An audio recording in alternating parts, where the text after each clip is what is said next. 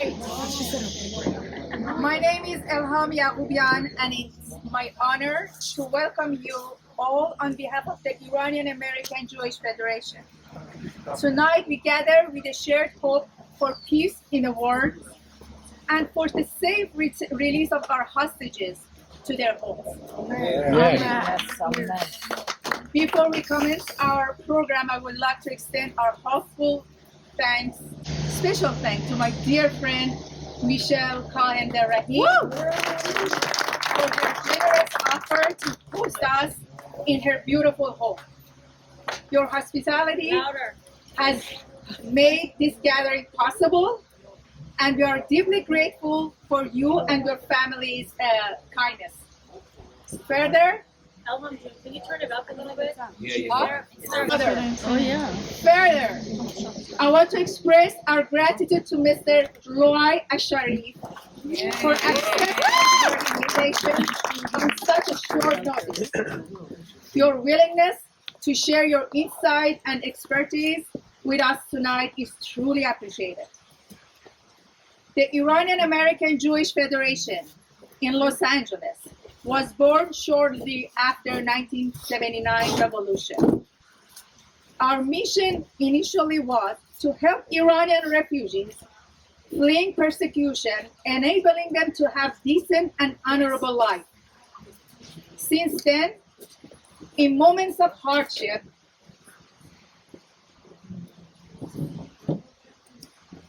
the Iranian American Jewish Federation has stood shoulder to shoulder with community and political leaders advocating for our adopted homeland, the United States, while safeguard the rights for our community and other religious minorities.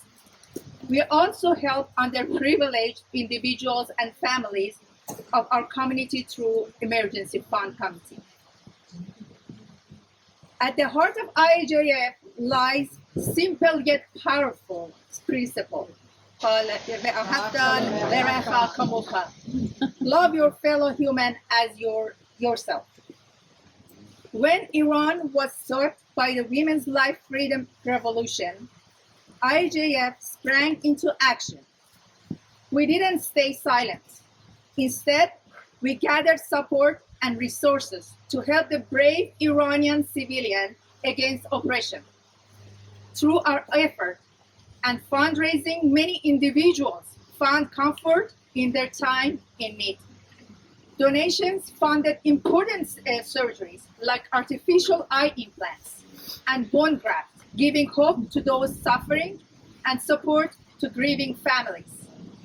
Furthermore, Israel holds a special place in the heart of Iranian American Jewish Federation. Since October 7th, our unwavering commitment has driven us to raise over $1.5 million. Thank you. A sign of our solidarity to support the State of Israel, its brave soldiers, misplaced people, and families of hostages.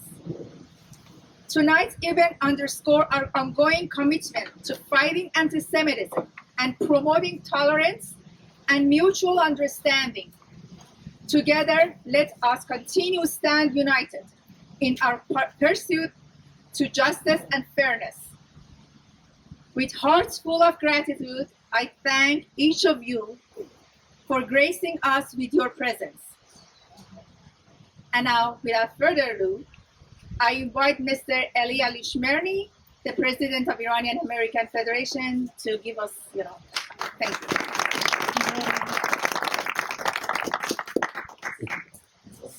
So Elham is the Executive Vice President of our organization. Louder. Elham is the Executive Vice President of our organization, so you can have a good idea what a good shape we're in. Thank you. I do want to address our guest tonight. I know you'll be properly introduced shortly, but I do want to say, as a wandering Jew to a wandering Arab, welcome. Why wandering Arab? Because it started in Morocco, went on to Egypt, and then to Saudi Arabia, then Bahrain, and now the United Arab Emirates. That is a wandering Arab. That's my family's history. I just want to tell you that I wish to God that there was a way that we could clone you, because we need millions of people now. I have read a lot about you. I've seen some videos, and I think you have a thrill ahead of you to hear this gentleman. I just want you to know that you are very important and dear to us here. And I want to suggest something to you. I would like you to write a book and come and present it to our community, because you have something to say to the world. And I think it's someone like you who will make a difference in this world, and we really, truly thank you. And I do want to tell you this, that we have something very special at the Iranian American Jewish Federation, which is our pin. At no time in the past has this pin been given to somebody who's not Jewish. But I think you deserve it because you are one of us. So please come over and let us go.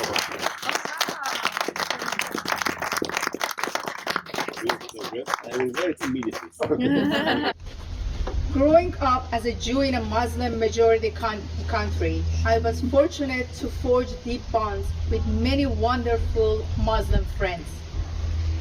Despite our differing backgrounds, we shared an unspoken understanding and respect for each other, beliefs and customs. I fondly recall numerous occasions when my friends warmly welcomed me into their homes, going out of their way to prepare special meals that adhere to my kosher dietary restriction. Reflecting on these experiences, it becomes abundantly clear that the root cause of any discord between people often boils down to a simple lack of understanding. It is the lack of knowledge that breeds misconceptions and fuels animosity. But tonight, we gather here in the spirit of unity and openness. Let's embrace the opportunity to broaden our perspective and deepen our connections with one another. And what better way to start this journey than by welcoming Loay Alshareef. I would like to invite my dearest friend Michelle to come and introduce our special guest.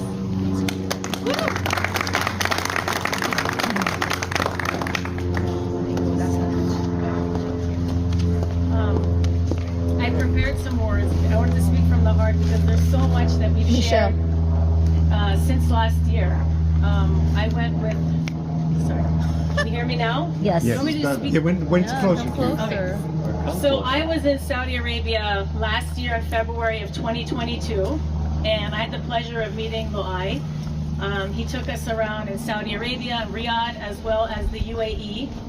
And when I first went, everybody was saying to me, be careful, don't say that you're Jewish. But a lot has changed in the last 10 years, in the last 20 years in Saudi Arabia. In fact, one of my college friends from Bahrain, who we've been very close throughout the years, said to me, Michelle, I don't want you to worry about saying that you're Jewish. You should worry about saying that you're Iranian. You walk in those streets and you be proud and happy, but do not speak Farsi. So there went, because when I go to Israel, we speak Farsi. Elham and I would go into those areas and we would speak Farsi just to be able to get by. But this stance, I was okay to be Jewish. There was a Jewish delegation that was there, and I joined them. And I met the wonderful Loay, who took us to Boulevard World, which was incredible. If you haven't been to Saudi Arabia, I highly recommend that you go there. I know I went before October 7th, and I'm sure it will be fine for us. But it was incredible. So I want to tell you a story. We were in the car with Loay. I was in the back seat. He was talking, and I was learning a little bit about him. I didn't know much, but he was very charismatic, very smart. And he was talking about Israel, about the Muslim communities, about the misunderstandings between our communities. And then he started to tell me he was singing the Hatikvah, and he was translating the Hatikvah. And then he told me that he translated the Hatikvah into Arabic. And then he sang it to me in Arabic, and it was over. I was so impressed by his extensive knowledge, curiosity to learn, and genuine interest in peace, welcoming us to his country, learning about our communities, trying to bridge this gap. It's a very difficult job, I understand. I've seen the comments on Facebook, on Instagram, and we really need to give this man a huge applaud and a big thank you, and to support him in any way we can. Instagram, Facebook, speaking engagements. We need to amplify his voice. We need more of you in this world, and you give us hope, you give us courage, you give us strength. I think with you by our side, everything will be okay. I know this. Following this, one of the most meaningful parts of this trip with you was when we went to the Abrahamic family house in Abu Dhabi, which is the capital of the UAE. And it was about a month before it formally opened up. And we went in and we got a tour of the beautiful complex. It's an interfaith complex that houses a church, a mosque, and a synagogue. But what I found so deeply meaningful about this experience is the church was facing the Vatican, the mosque was facing Mecca, and guess where our synagogue was facing? Jerusalem. And for me, this was such an eye-opening, I had pause at this moment. And I said, this really demonstrates that the UAE recognizes the importance of Jerusalem to Judaism. And this to me was an anchor, and it was a marker, and it was indisputable that they understand this for us, because they didn't have to have us face any direction. We could have been on the complex in any which direction without this significant importance. So I really appreciated that. After that, we went to the Sheikh Zayed Grand Mosque in Abu Dhabi, which is the largest mosque in UAE, not even just Abu Dhabi. And it's unbelievable, because as you walk through this incredibly opulent, beautiful mosque, you'll walk through some shops. And in these shops, you will see Hebrew writing, Hebrew artifacts. And I was asking him, am I seeing things like, is this really, does it say shalom? Does it say peace? Is this all these? And he said, yes, this is who we are. And I said, I am so sorry, that I held a lot, that I'm shocked about this, truly. And so I just kept walking, and I was so excited. And as I was walking down, this was a tall escalator, right? And in this tall escalator, there were messages of tolerance and peace from world leaders on full display as you entered the mosque. I felt very safe, I felt very welcome during my travels, and I even planned to take my children there. And I think my husband spoke at one of these occasions about that. I left these beautiful countries of Saudi and UAE with so much hope for the future for Jews and Muslims in the Middle East. It just filled my heart. I can't tell you, I think many of you saw my posts, many of you heard me speak about this, but it was eye-opening, and for me, it was a real turning point. Then October 7th happened, and I was so worried that this would change, our relationships would change. Every time I braced myself, I'd go on the news, and I would be so worried about this. In a time when it feels like the world is against us, we're combating so much hate, our college campuses aren't safe for our children. I tell my kids not to wear their Star of Davids when they're not with me. I wear mine, but I feel like I can defend myself, I'm okay, but I worry about my children, and it's very hard for me to have to explain to them why they should not be wearing that. And I really should not be nobody should be having this conversation. No Muslim, no Christian, not a Jewish person, I don't care who you are. Nobody in the United States of America should have to be worried about wearing their Star of David or anything about their faith anywhere that they go.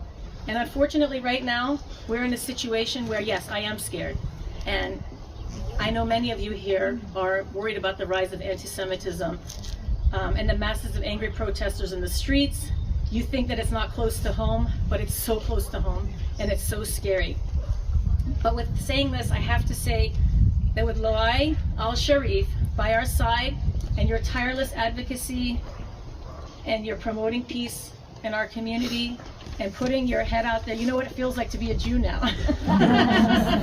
You're an honorary Jew, enjoy. But I am very hopeful about our future. And we need to amplify your voice. We need you to spread your message. And I'm so honored and so deeply proud to call you my friend. And anything we can do as a community to help you and to and we want to help you with your communities as well. This isn't just one-sided. And I want to welcome you to my incredible, wonderful, brilliant, brave friend Loay Alshareef. And I want to thank you for being here tonight. I know it was supposed to be a chill night, and I asked him if he wouldn't mind speaking to our group, and he said, I would be honored. It would be my pleasure. And I appreciate that. Thank you so much. Thank you so much, Mish. So, first of all, it's a great honor being here. First of all, sounds good? You guys can hear me good? Okay. So, first of all you need to do right now is to follow me on Instagram and X, social media. And before we commence anything, okay. So, it's a real pleasure to be here with the Iranian American Jewish community. And I want to say one thing, that the Persian history is a very special history, and it's very connected in a good way to the Jewish people. That I always tell my friends that when the world says that Balfour was the first one who gave the Jewish people the... So, first of all, it's a great honor being here. First of all, sounds good? You guys can hear me good? Okay. So, first of all you need to do right now is to follow me on Instagram and X, social media. And before we commence anything, okay. So, it's a real pleasure to be here with the Iranian American Jewish community. And I want to say one thing, that the Persian history is a very special history, and it's very connected in a good way to the Jewish people. That I always tell my friends that when the world says that Balfour was the first one who gave the Jewish people the right to return back to Israel, I say no, Balfour was not the first one. The first one was Cyrus the Great. Cyrus. And Cyrus, he said a very great phrase in the Tanakh when he said, and God commanded me to build for him a house in Judah, which is in Jerusalem. So I hope and I pray that one day, inshallah, all of us can visit Iran peacefully, because the Iranian people are amazing people. I have lots of Iranian friends in Dubai, and inshallah one day we can have maybe the Cyrus Accords, maybe. But it's a great history to be shared. And one thing before I tell you my story of how I really got into this, I had just a conversation a moment ago with the president, and he told me, hey, do you have a Hebrew name? And I told him that my Jewish friends told me that your name is Loay, so the closest Hebrew name would be Levi. But he said, no, there's another name that I suggest that you carry, which is Aharon, because Aharon was the man of peace and everything. But the thing that I didn't tell the president about the what my other Jewish friends think of a name is Bal'am. I tell you why. And I know it's very shocking, but I tell you why. I have something in common with Bal'am bin Baruch. Bal'am was a prophet, a man filled with knowledge, but he used this knowledge in a wrong way. He wanted to curse Moses and the Israelites. And God appeared to him and told him, do not curse the people, for they are blessed. And then Bal'am, as soon as he wanted to go and curse Moses and the children of Israel, you know what happened? His words turned into blessings.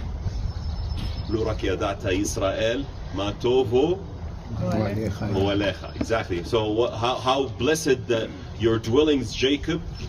How blessed your tents, Jacob, your dwellings, O Israel. So the thing that I had in common with Bal'am, that I wasn't raised like this. I wasn't raised in a way to love the Jewish. I wouldn't imagine if you speak to an 18-year-old Loay and tell him you would speak in front of Iranian Jews in Los Angeles, California, with much of life, say, get out of here. No, that's impossible.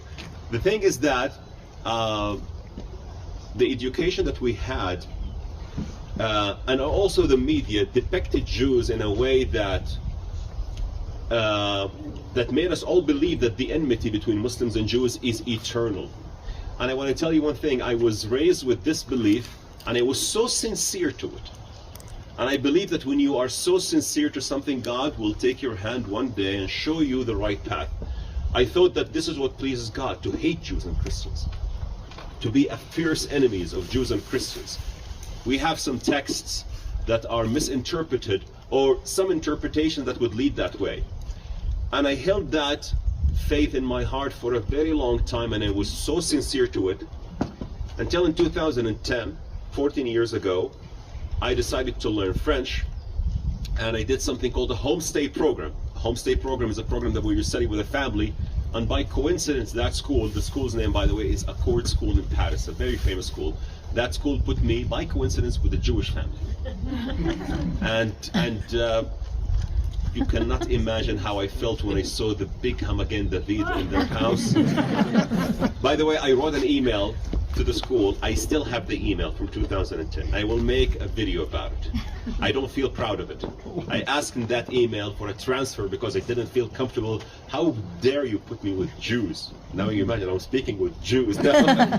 You see, so it was like, this is what I thought was right, but my experience with that family really changed my life and opened my eyes. I always say I went to France to study French. I ended up learning Judaism and Hebrew.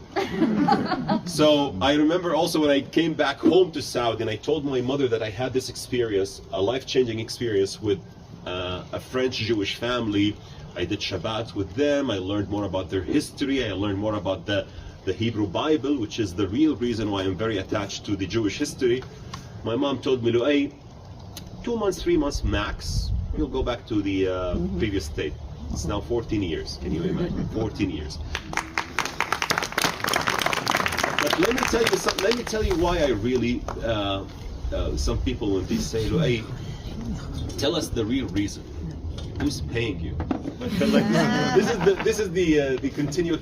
Who is paying you? And I always say, if there is a group of people that is paying me to learn that much, and to invest my time, and to learn the Tanakh, and to learn Hebrew, and invest much of that time in advocating for peace, God bless them. I would love to see these people. And those who say there are millions in your account, please prove these millions and take half of them. You can really do so. But the real thing is that I learned Judaism from the source, and I found lots of commonalities between Judaism and Islam. I connected the dots that so many Muslims unfortunately cannot connect.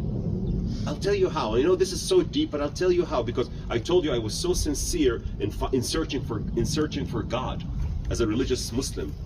So I was very appalled when I connected these dots that not so many people in the Arab world still today want to talk about. Let me give you a few examples. Now, bless you.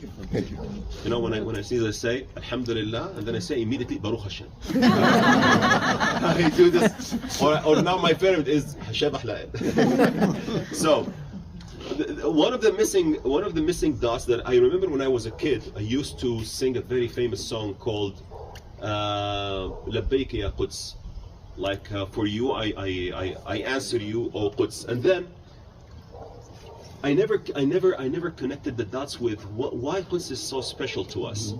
Why Quds? Where does the word Quds comes from? These are things that are not spoken in the Arab world.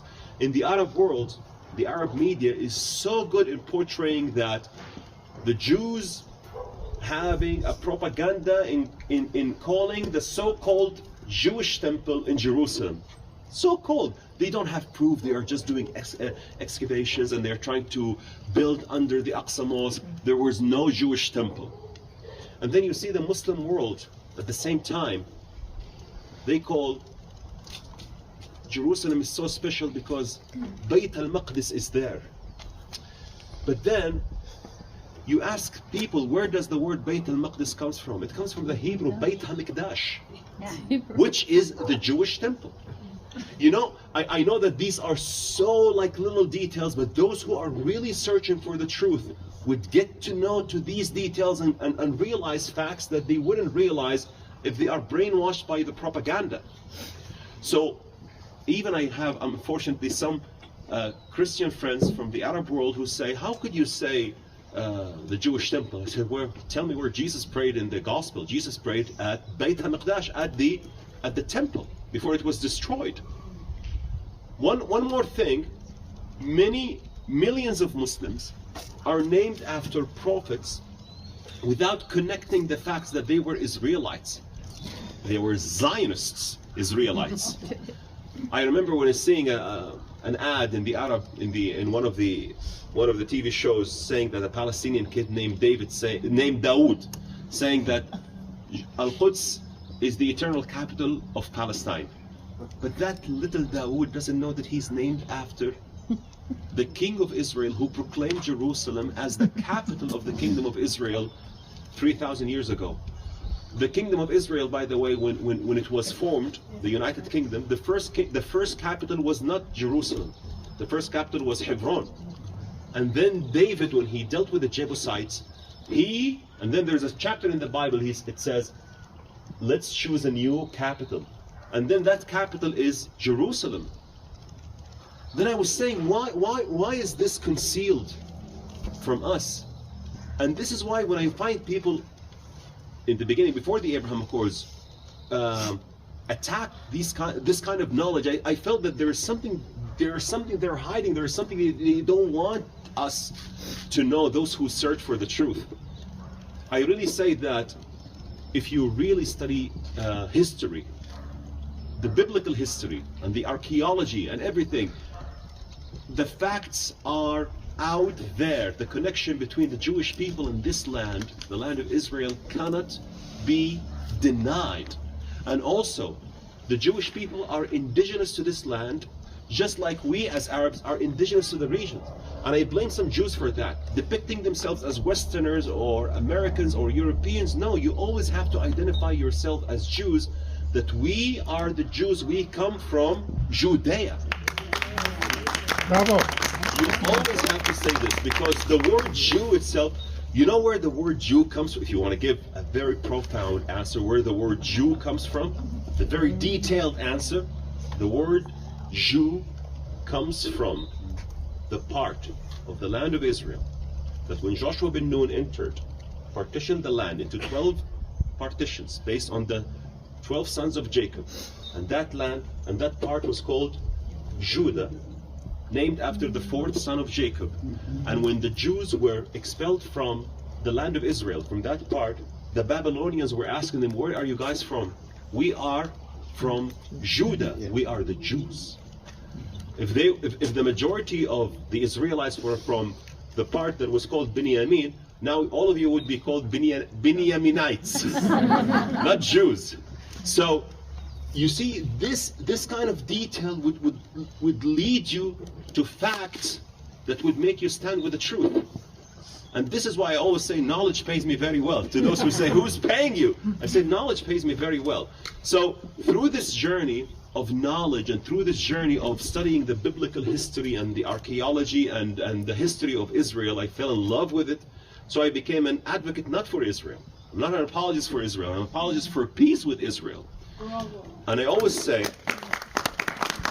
that when the Abraham Accords happened and it showed a new path for the future between Arabs and Israelis, this is the way forward. Now, let me tell you one thing.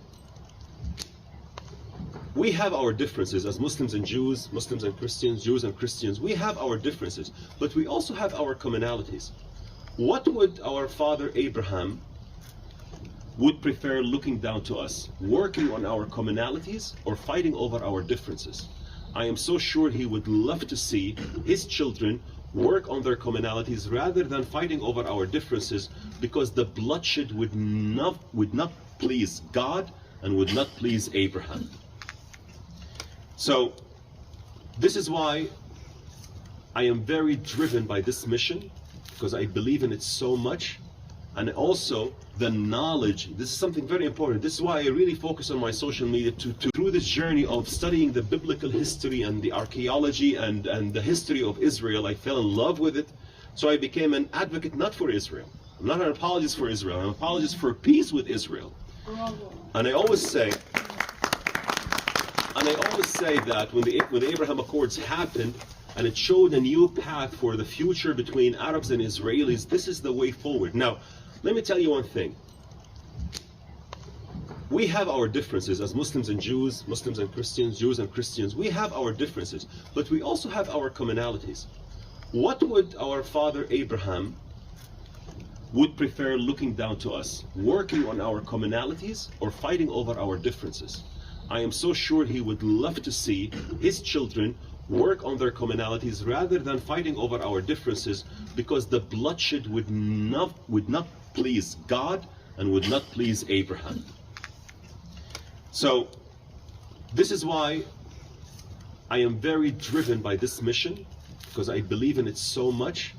And also the knowledge, this is something very important. This is why I really focus on my social media to spread this message that it's not being emotional. Oh, I love peace with Israel, the Jews are nice people. Of course they are nice people in Israel, of course. But it's not only because of that, it's because of facts. And I believe if we clear and debunk lots of misinformation, we can have a great Middle East, and a Middle East where Arabs and Israelis, Muslims and Jews work together. That would be the new Europe. This is why I always say the greatest misinformation that we have right now in this conflict between the Arab-Israeli conflict is the fact that there are still people who view Jews as foreign colonialists in the land of Israel. Or no, Loay, how could you say the land of Israel is called Palestine? And I will say, okay, this is fine, but you have to know where the word Palestine came from. By the way, I'm not denying the rights of the Palestinians or bad-mouthing them or just saying that we have to kick them out. They are not going anywhere, and the Israelis are not going anywhere, so they have to live in peace. But at least I tell people that you have to know that the prophets you honor and revere as a Muslim, they called it the land of Israel. Even Jesus himself, Jesus of the Nazareth, when he spoke to his disciples, he called the land of Israel.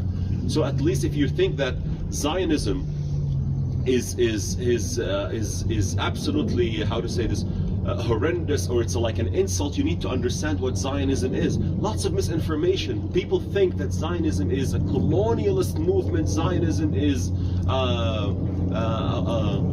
an extension of white supremacy. Zionism is a very simple terminology. You know, you can define Zionism in one line.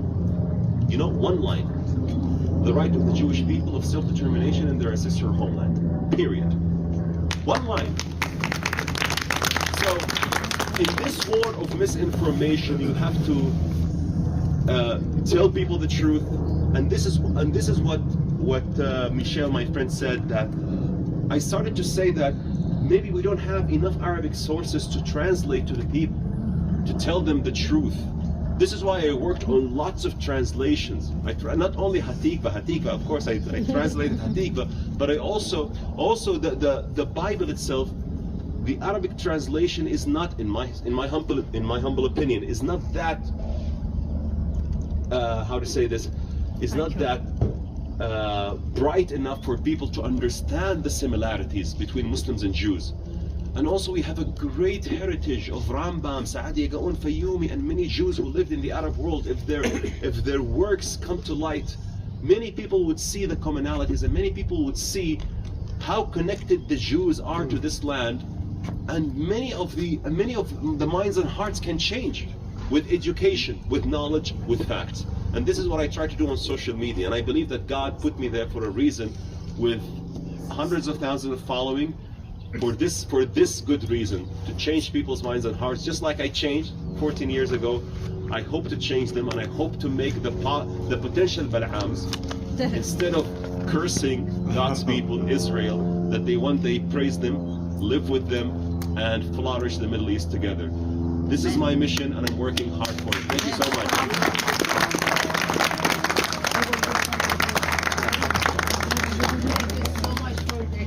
Program. We really appreciate it. In fact, a couple of days ago, I was listening to President Rivlin, and he was mentioning that for 7 generations they were living in Israel. And in his remarks, he mentioned that we never had any problem with Arabs and Muslims. Everything happened after politics came to the picture. So if anyone has any question, please stand here. I will give them the microphone. Okay. Before I thank you, I'm going to thank that French Jewish family. Rachel, her name is Rachel. Thank you very much. You know, this is exceptional. My question is that usually the brainwash that the children have starts in schools.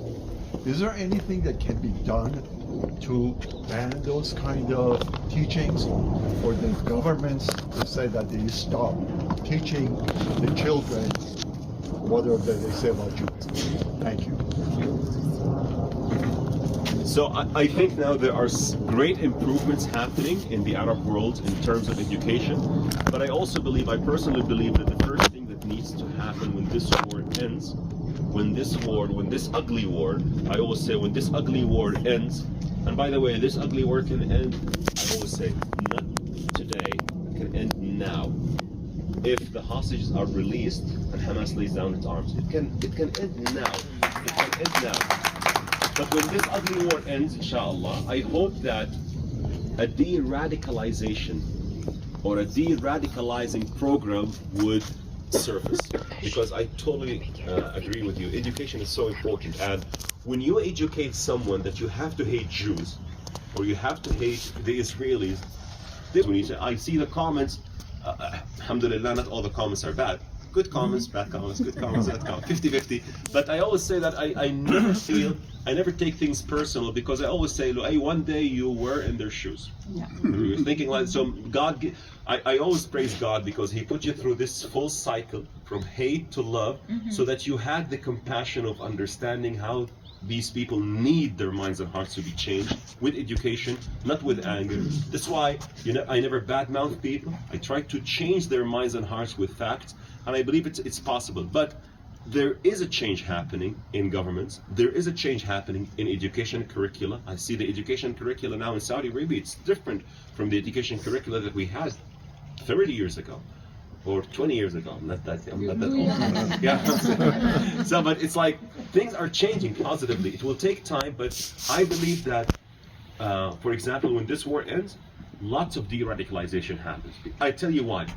Because even when people are making the comments on the war that is happening right now, they still address the Israelis or the people, for example, the Jewish people as Jews in a way as an insult.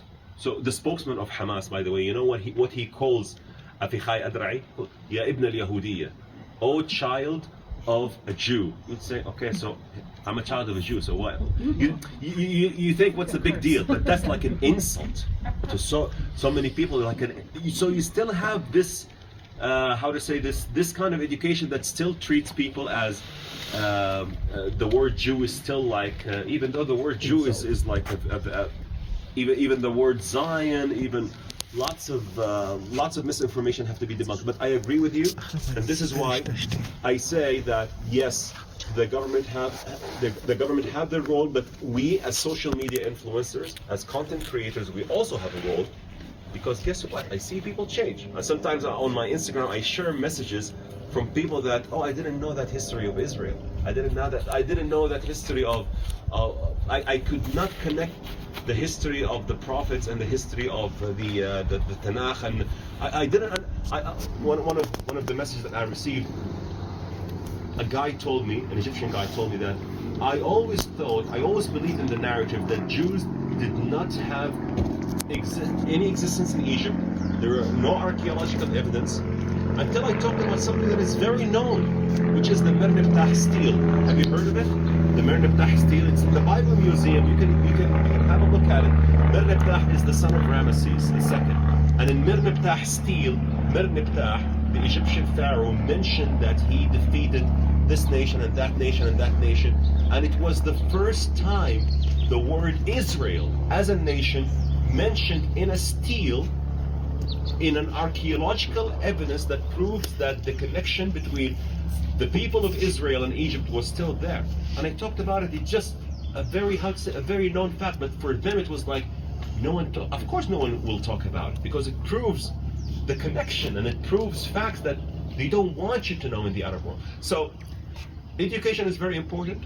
We can do this on social media because social media is terrible. I can tell you that. On TikTok, I've seen so many horrible things. Bin Laden was right, and something I was like, what?